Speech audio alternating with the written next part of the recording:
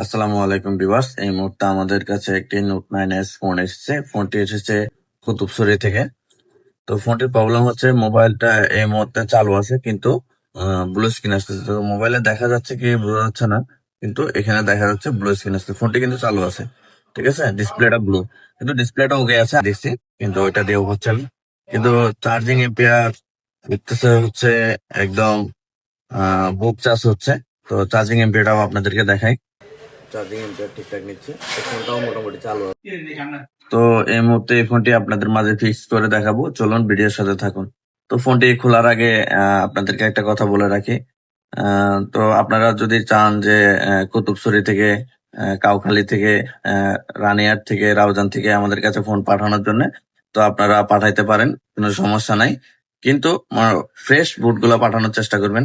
মানে বুট কাজ করাইছেন কোনো সমস্যা নাই, কিন্তু বুটটা ফ্রেশ আছে তাহলে পাঠাবেন। বুট ফুলে গেছে, চোরা চোরা ফোন, এই সমস্ত ফোন আমাদের কাছে পাঠাবেন না।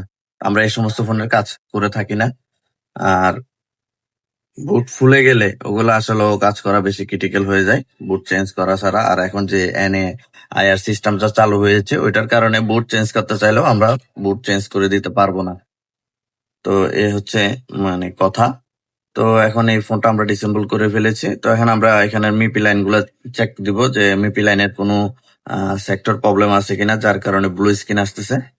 তো এটা আবার কাস্টমারের বলছে যে এটা মাঝে মাঝে ডিসপ্লে আসে, আবার মাঝে মাঝে ব্লু স্ক্রিন হয়ে থাকে। তো এটা কেন ডিসপ্লে মাঝে মাঝে আসে, কেন ব্লু স্ক্রিন হয়ে থাকে, তো এটা আমরা এখন আজকে ফিক্স করার চেষ্টা করব।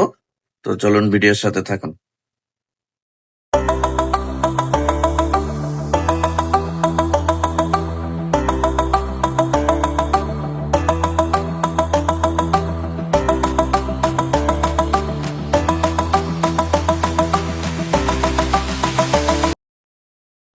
তো আলহামদুলিল্লাহ আমাদের নোট 9s যে ফোনটি ছিল ব্লু স্ক্রিন, সেটা একটা মিপি লাইন প্রবলেম ছিল। সে ওই লাইনটা সলভ করার পরে এখন আমরা পাওয়ার অন করে দেখবো যে আমাদের ফোনের ডিসপ্লের কি অবস্থা।